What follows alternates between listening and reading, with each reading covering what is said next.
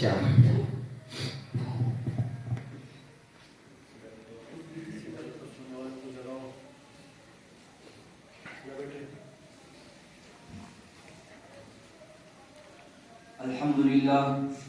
لله رب العالمين والصلاة والسلام على سيد الأنبياء والمرسلين محمد وعلى آله وأصحابه أجمعين أما بعد فأعوذ بالله من الشيطان الرجيم بسم الله الرحمن الرحيم وأنتم الأعلون إن كنتم مؤمنين صدق الله العظيم.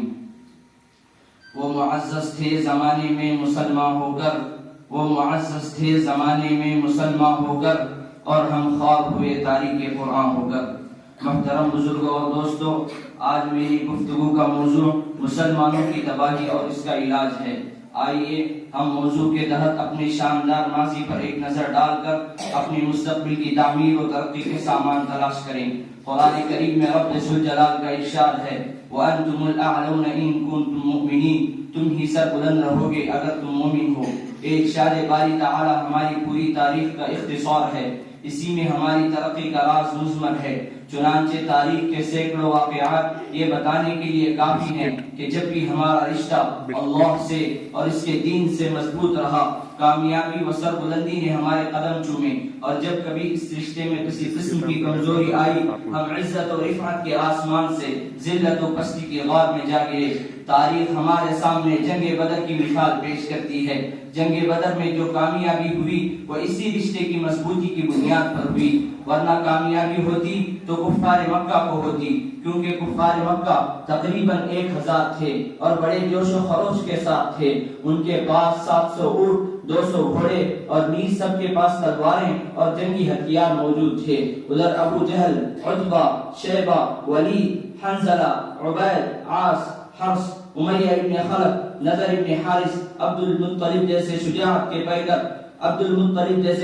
کے پیکر اور آزمودہ کار تھے. ادھر مسلمان بے سر و سامان، کل تعداد 313 اور سواری کے لیے کل 2 گھوڑے اور 70 اونٹ ہیں. ایک پر 3 اور 4 سوار ہیں اور بعض پیدل ہی سفر کر رہے ہیں. کسی کے پاس نیزہ اور کمان ہے تو تلوار نہیں، اور کسی کے پاس تلوار ہے تو نیزہ اور کمان نہیں. جب مقام بدر پر پہنچتے ہیں تو کیا دیکھتے ہیں کہ کفار مکہ بلند مقام پر خیمہ زن ہو چکے ہیں، جہاں پانی کی بھی فراوانی ہے.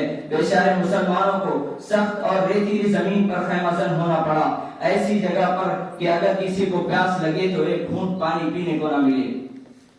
الغرض جنگ کے اندر جتنے اسباب اور جتنی ضرورت کی چیزیں پڑتی تھیں وہ سب کفار مکہ کو حاصل تھیں، مگر جب لڑائی شروع ہوتی ہے تو کفار مکہ گاجر مولی کی طرح کاٹے جاتے ہیں. کفار مکہ کا سب سے بڑا سردار ابو جہل 2 بچوں معاذ اور معاوض کے ذریعے مارا جاتا ہے، اور عبداللہ ابن مسعود رضی اللہ عنہ اس کے سر کو جسم سے جدا کرتے ہیں. مسلمانوں، آپ جانتے ہیں یہ عبداللہ ابن مسعود کون ہیں؟ یہ وہی ہیں جن کو مکہ کے صحن میں اسی ابو جہل نے مارتے مارتے بے ہوش کر دیا تھا.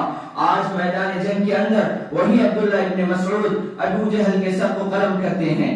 امیہ ابن خلف ابو جہل کے بعد کفار مکہ کا سب سے بڑا سردار سمجھا جاتا تھا، لیکن اپنے ساتھیوں کو اس طرح تہہ ہوتا دیکھ کر وہ بھی میدان جنگ چھوڑ کر مکہ کی طرف بھاگ پڑا.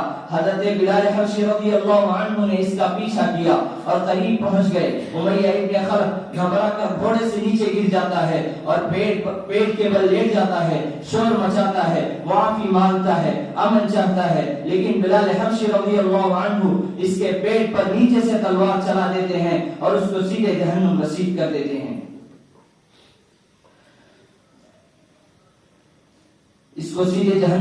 کر دیتے ہیں.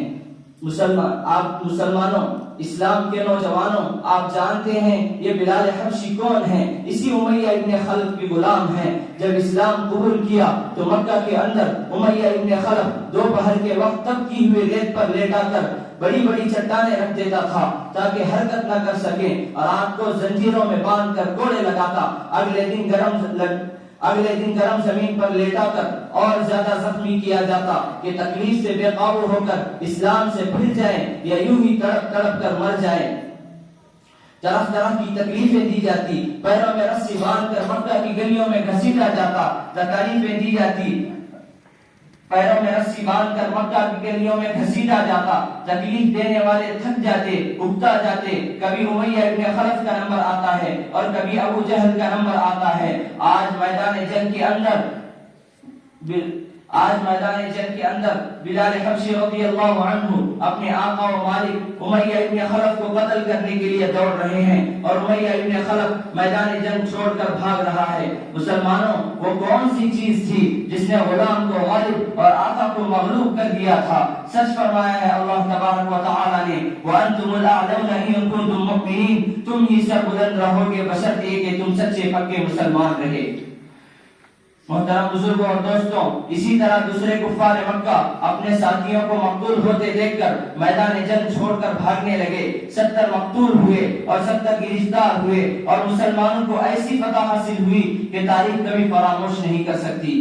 لیکن افسوس، صد افسوس، آج جس طرف دیکھیے، جہاں دیکھیے، وہی مسلمان خوفناک طوفان میں گھرے ہوئے نظر آتے ہیں۔ کہیں مسلمانوں کی عزت و آبرو کو پامال کیا جا رہا ہے، کہیں مسلمان غلامانہ زندگی بسر کر رہے ہیں۔ مسلمانوں، آج ہم اور تم اندلس کو نہیں جانتے، حالانکہ یہ اندلس ایک وقت میں مسلمانوں کی سب سے بڑی طاقت اور حکومت رہی ہے، پوری دنیا میں شان و شوکت کی شہرت رہی ہے۔ وہاں تقریباً 750 سال مسلمانوں کی حکومت رہی ہے۔ آج وہاں کی یہ حالت ہے کہ کوئی بھی مسلمان نام لینے کو نظر نہیں آتا۔ مسلمانوں کے اوپر تباہی اس طرح آئی، نہ صرف یہ کہ مسلمانوں کو بے گھر کیا گیا، بلکہ مسلمانوں کو اپنا وطن چھوڑنے پر مجبور کیا گیا۔ ہزاروں مسلمانوں کو اپنا مذہب چھوڑنے پر مجبور کیا گیا۔ زندہ مسلمانوں کو آگ میں جلایا گیا، مسلمانوں کا قتل عام ہوا، زندہ مسلمانوں کو آگ میں جلایا گیا، زندہ مسلمانوں کو زمین کے اندر دفن کیا گیا۔ یہی وجہ ہے کہ آج وہاں کوئی مسلمان نام لینے کو نظر نہیں آتا۔ ملک برما میں مسلمانوں کا قتل عام ہوا، عزت و آبرو کو پامال کیا گیا، ہزاروں مسلمانوں کو اپنا مذہب چھوڑنے پر مجبور کیا گیا، ہزاروں نوجوانوں کا قتل عام ہوا، بے شمار عورتوں کو شہید کر دیا گیا، معصوم بچوں کو ان کی ماں کی گود سے جدا کر دیا گیا، علماء کرام کو سخت سے سخت سزائیں دی گئی، حالانکہ ملک برما میں بہت بڑی تعداد مسلمانوں کی موجود تھی۔ محترم بزرگوں اور دوستوں، آپ دور نہ جائیں، خود اپنے ملک میں دیکھیے کہ آج ہمارے ساتھ کیا نہیں کیا جا رہا ہے، کون سے ایسے مظالم ہیں جنہیں ہم برداشت نہیں کر رہے ہیں، حالانکہ اسی ملک کے اندر ہماری حکومت رہی ہے۔ آج ہماری یہ حالت ہے کہ ہم اطمینان کے ساتھ زندگی نہیں گزار سکتے، کہیں ہماری قتل کی تدبیریں سوچی جاتی ہیں، کہیں ہمیں ملک سے نکالنے کے لیے منصوبے بنائے جاتے ہیں، کہیں ہمیں غیر ملکی کہہ کر بدنام کیا جاتا ہے۔ مسلمانوں، آج کیوں ہماری حالت ایسی ہو گئی ہے؟ کسی شاعر نے کیا خوب کہا ہے، سوئی ہوئی قوم جاگ اٹھی بیدار مسلمان سوتا ہے، سوئی ہوئی قوم جاگ اٹھی بیدار مسلمان سوتا ہے، گہوار ہے دل گہوار ہے قلب مومن میں اب جذبہ ایمان سوتا ہے۔ امت مسلمہ کے دھڑکتے دلوں، آج پوری دنیا ہمارے لیے وحشت و بربریت کی آماجگاہ بنی ہوئی ہے۔ ایک زمانہ وہ تھا کہ ہمیں دنیا کی ہر چیز سونپی گئی تھی، جس طرف قدم بڑھتے تھے، بڑھتے اور پھیلتے چلے جاتے تھے، باطل کی کوئی طاقت و قوت ہماری راہ میں حائل نہیں ہو سکتی تھی۔ علامہ اقبال علیہ الرحمہ نے کیا خوب کہا ہے، مغرب کی وادیوں میں گونجی اذان ہماری، مغرب کی وادیوں میں گونجی اذان ہماری، تھمتا نہ تھا کسی سے سیل رواں ہمارا۔ اسلام کے پاسبانوں، اسلام نے ہمیں بہت بڑا مقام عطا فرمایا ہے، لیکن افسوس ہم نے اس کی قدر نہ کی اور اصل مقام سے ہٹ گئے۔ مسلمانوں، سمجھو اور ہوشیار ہو جاؤ، ورنہ لاپرواہی اور بے توجہی کا عالم رہا تو یاد رکھیے کہ ہماری سربلند اور باعظمت تاریخ مقبول تاریخ میں منتقل ہو کر دنیا کی تمام تاریخوں کے سامنے سردی کو نظر آئے گی۔